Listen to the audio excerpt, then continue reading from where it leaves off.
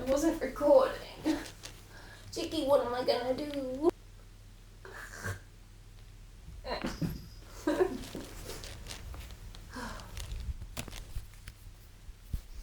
I had to show her because otherwise, like, I don't have claim as a crazy cat lady. Hello, I don't know how to do introductions. I want to talk about cats today. I want to talk about why I feel a deep feminine brand of shame when I announce that I have an online photo album dedicated to my cat, because that makes me look like a crazy cat lady. I mean, to be fair, it's true. But there's an inherent claim, I think, that adult women specifically have to cats. There's an assumed femininity about cats that I find interesting. Because if a guy doesn't like cats but likes dogs, then I sort of assume he's sexist. But if a woman doesn't like cats, then I feel confused. Why is that? So today I want to look into the roots of the crazy cat lady and her role in society, aka a video essay justifying why I can have an Instagram account for my cat.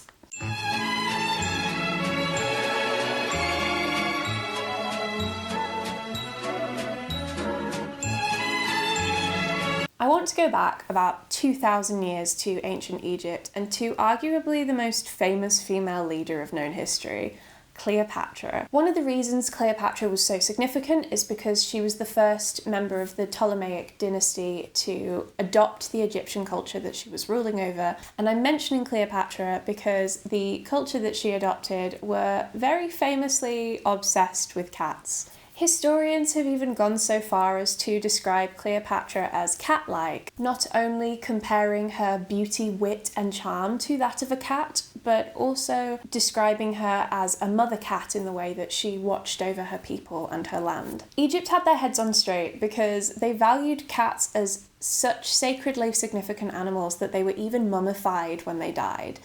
I'm assuming they were dead. Mummification isn't something that should be downplayed because it was an extremely expensive process that only people of high social standing and nobility was supposed to receive. So the fact that cats got mummified is a huge deal. The ancient Egyptians also worshipped a cat goddess who was commonly depicted as part cat and part woman. This was Bastet, goddess of the home, domesticity, women's secrets, cats, fertility and childbirth. I couldn't even remember everything that was on her list. I sort of feel like every woman should have a Bastet shrine in her home because she's more qualified than Hera, Freya and Mother Mary combined.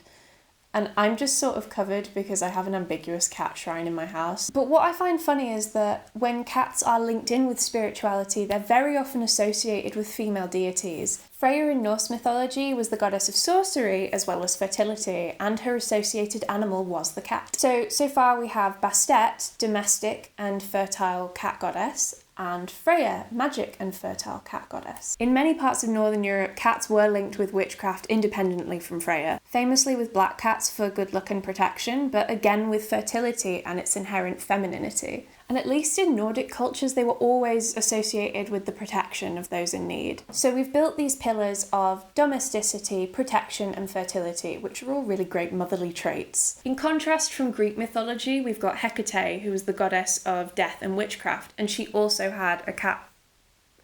I want to say familiar, but it was sort of like a priestess who was a person turned into a cat. And I feel like the association with black cats being a bad omen could be linked to Hecate for this reason, because they were seen as an omen of death. So looking at Bastet, Freya and Hecate, we've got this funky little Venn diagram coming together where cats are linked with fertility, magic and death, but always with divinity and women, which I just find interesting. So cats have, at least in Europe, been for a long time associated with female spirituality and divinity, and they were heavily tied in with the native pagan religions of Northern Europe for this reason, which was a threat to the invading Christians as Christianity started to dominate our country around the 9th century. Oh, so must be the season of the witch. Cats being associated with powerful and magical women doesn't really explain what witches are as a whole, so we need to delve into what exactly a witch is. Modern day Halloween style witches seem to owe a lot of thanks, I guess, to 15th century artist Albrecht Dürer, whose famous works have influenced what are now staples in witchy iconography. You've got the sexy seductress who corrupts you with her sensual feminine power, and then you've got the ugly old lady who didn't age well. They're both evil, by the way. There are theories suggesting that this second depiction of witches was inspired by an early 15th century personification of envy, who was described to be jealous of other women and attacked and killed babies. Both the young temptress and the old hag share common ground in that their deviance centres on their relationship to men. The seductress uses her feminine wiles to lure men over to the side of the devil, and the hag is fueled by this envy directed towards those who are more beautiful and fertile than her, using her satanic influence to harm them. Whichever version you go for, cats do seem to fit in well with witches because they're these creatures of the night that are very successful predators,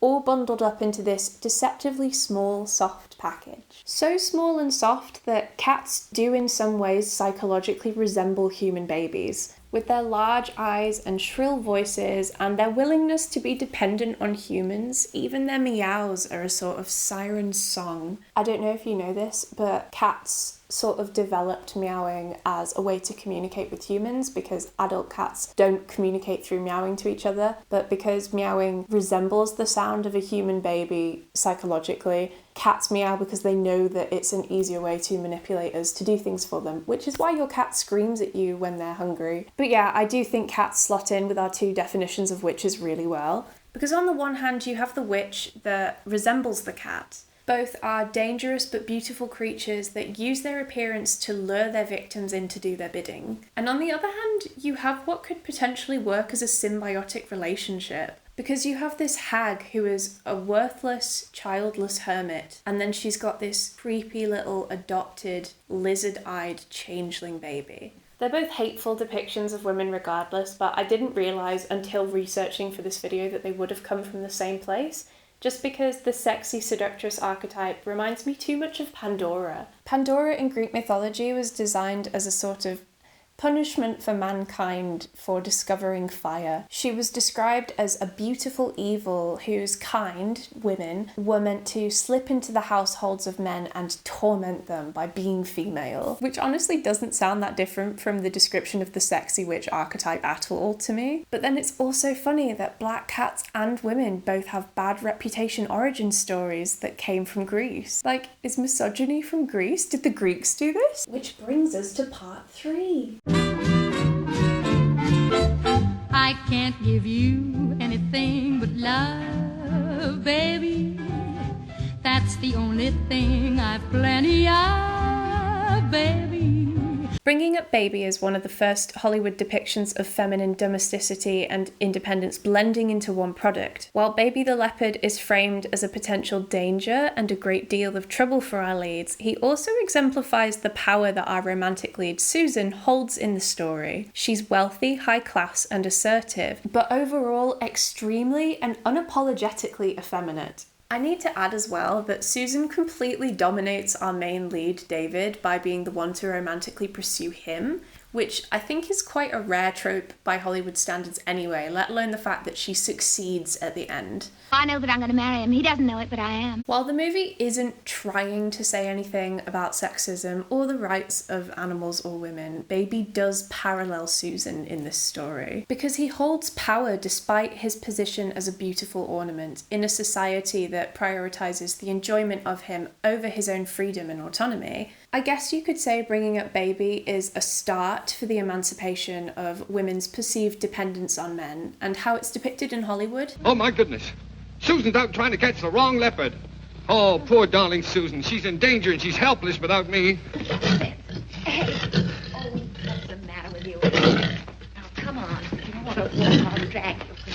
You're going to get me out of this place. Looking into language use, men aren't paralleled to the same frequency or intensity as women are with animals, unless it's in a predatory sense. For example, men are wolves. Women, on the other hand, have often been dehumanized through a comparison to inanimate objects or animals. In a lot of ways in language, men are the possessive sex and women are the possessed. think about how cars and boats are often referred to as she, but we also see this with animals, and women are often blended with the image of a cat in order to sexualize them. Famously, fashion movements and subsets of the BDSM community both blend women and cats together. In our postmodern society, we do still have a lot of questionably gendered things, and cats can't escape this. Where dog is man's best friend, we haven't quite grown out of using the term crazy cat lady unironically yet. It doesn't help that while one half of the media is laughing at this stereotype, the other half is blending women and cats into this single amalgamation where we're these powerful sexual beings that are still dehumanized enough to be ruled over. I feel like Halle Berry's Catwoman is an embarrassingly accurate example of this, but we do see this animalistic cat-like grace portrayed through women in other bits of media. With all this relatively new discourse where we're claiming to be gendering everything now, I found it funny piecing together that actually cats have always had an assigned leaning towards the female gender. And while cats may not be women's best friend, there's a lot of evidence towards a semantic companionship, a claim that we've got to these beautiful animals. And I think that's quite nice, honestly. Summer cat looking over his shoulder at me. I found it funny that through my research, I'm just making stuff up,